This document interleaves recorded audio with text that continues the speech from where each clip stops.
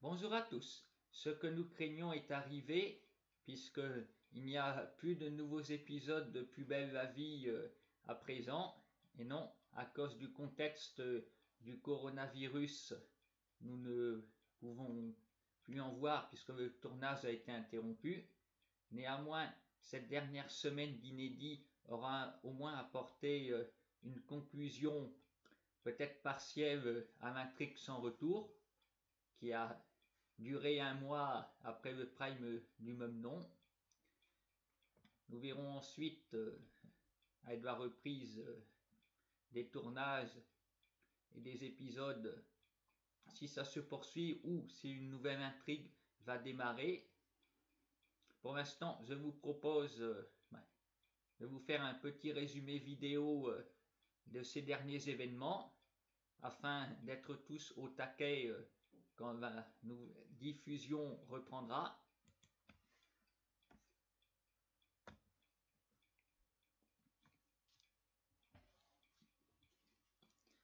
Après lui avoir tiré dessus, Irina a emmené Andrés aux urgences. Et ils ont réussi à le sauver.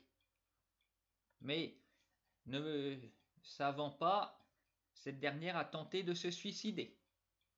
Et du coup, la seule solution pour la sauver, ça a été que son père lui donne son sang. L'opération a été un succès et Irina est tirée d'affaire, mais c'est un lourd tribut pour Andrés qui ne pourra plus marcher d'après les médecins et qui bien sûr va aller en prison. J'ai pensé, quand je voyais ça, je me dis, bon, ils sont en train de le sauver, elle se suicide, lui, il donne son sang pour la sauver, et si ça se trouve, il va crever dans l'affaire, et elle, une fois qu'elle va se réveiller, elle va apprendre ça, elle va se resuicider à nouveau, on ne pourra plus la sauver. Au final, non. Pour le père et la fille, ça semble être une conclusion sympathique, j'ai envie de dire. Évidemment, ils ont non seulement du temps à rattraper, mais des circonstances pas très bonnes. Andrés refuse de dénoncer ses collaborateurs.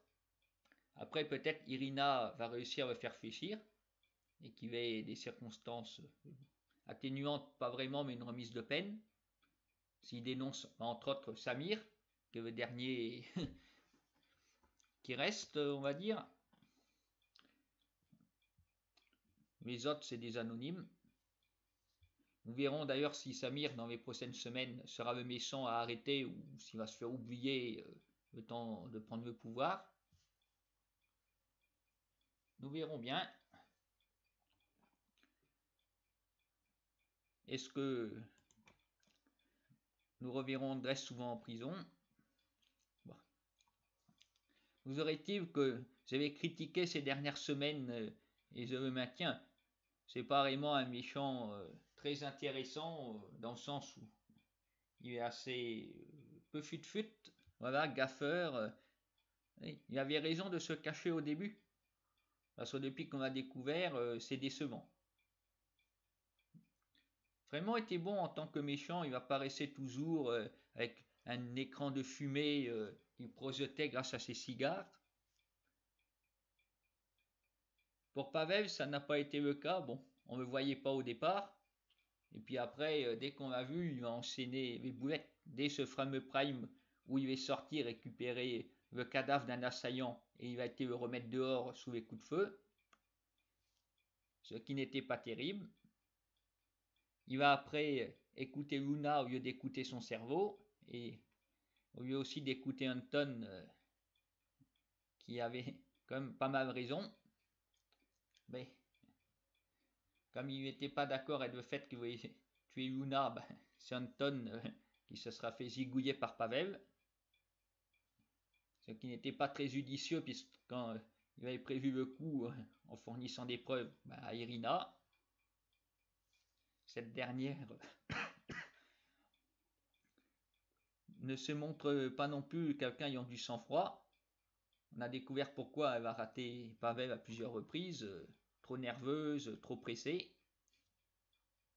Et quand elle n'a pas loupé, ben oui, c'est quand il est venu sans armes, ce con. Je dis ce con parce que la nature de SMS envoyé à Irina était quand même peu explicite. Rendez-vous sur le port à telle heure. Il n'aurait pas pu lui dire j'ai des révélations à vous faire. Elle aurait peut-être attendu pour lui tirer dessus. Je dis bien peut-être, tandis que là, allez.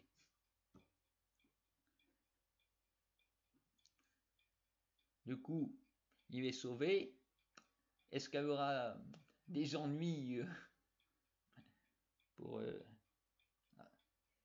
puisque lui n'avait pas d'armes et qu'ils ont bien compris qu'ils protègent sa fille ou ils vont s'en foutre parce qu'après tout ils n'ont pas vu le reste n'est que du détail.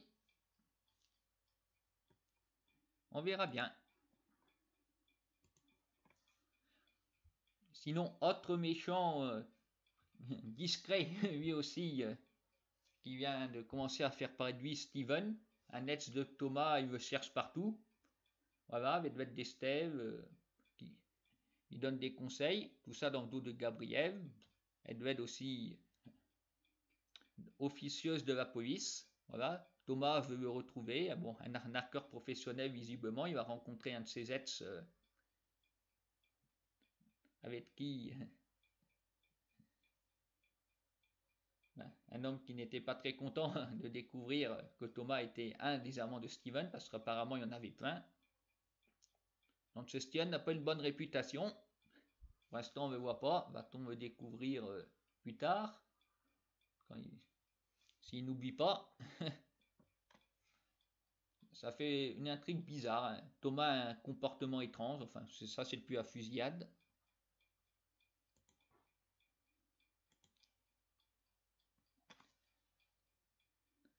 Sinon, parlons un petit peu des bienfaits de Zimimoun. Oui, je dis ça parce que je me suis rendu compte qu'il veut vraiment aider ses clients. Au départ, je pensais que c'était un arnaqueur, il disait ça pour verrouiller. Non, aujourd'hui, je fais mon mea culpa. Sincères excuses à Zimimoun.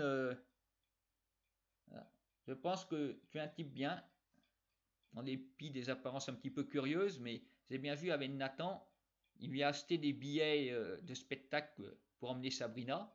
Nathan n'a pas réussi, mais quand même, Zimimoun les a payés de sa poche personnelle, il n'était pas obligé de le faire.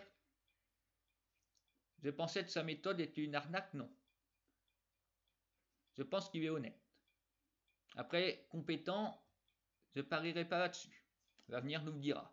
Bon, Nathan a réussi à séduire la mythe de Sabrina. En fait, c'était en faisant une déclaration d'amour, pensait-il, à cette dernière, et puis finalement, c'est la mythe de Sabrina qui a entendu, et puis ils auront passé la nuit ensemble, peut-être plus si affinité à son retour.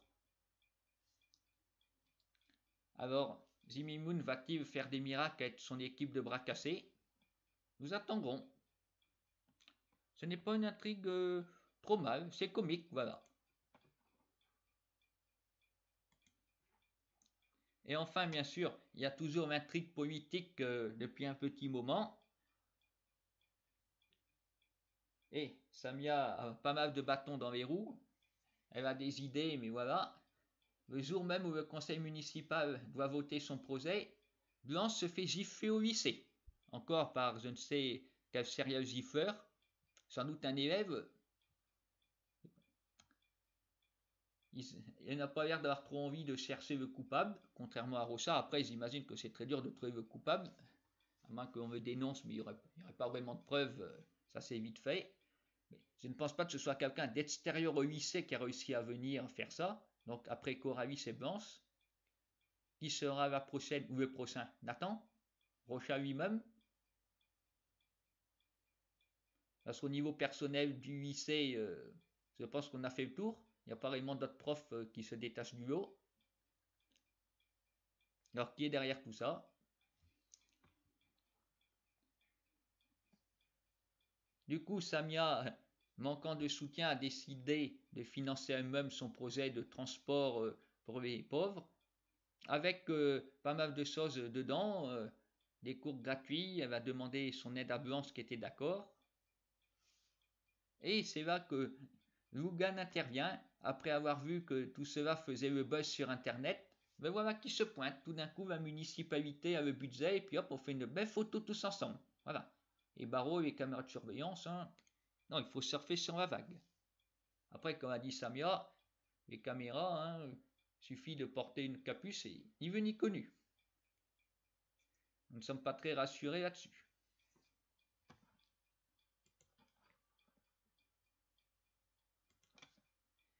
Eh bien voilà les amis, c'était donc une des dernières vidéos pour le moment, puisque à cause du coronavirus, il n'y aura plus d'épisodes inédits.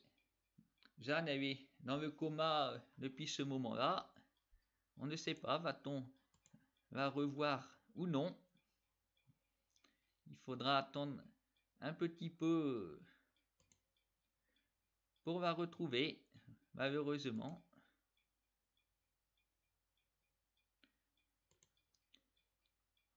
Alors du coup,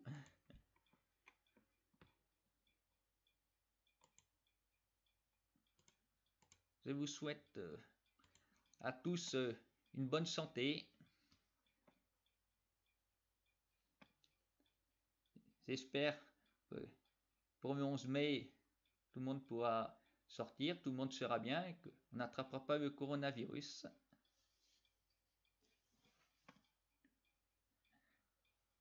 Au revoir à tous et pourvu qu'on se retrouve très bientôt.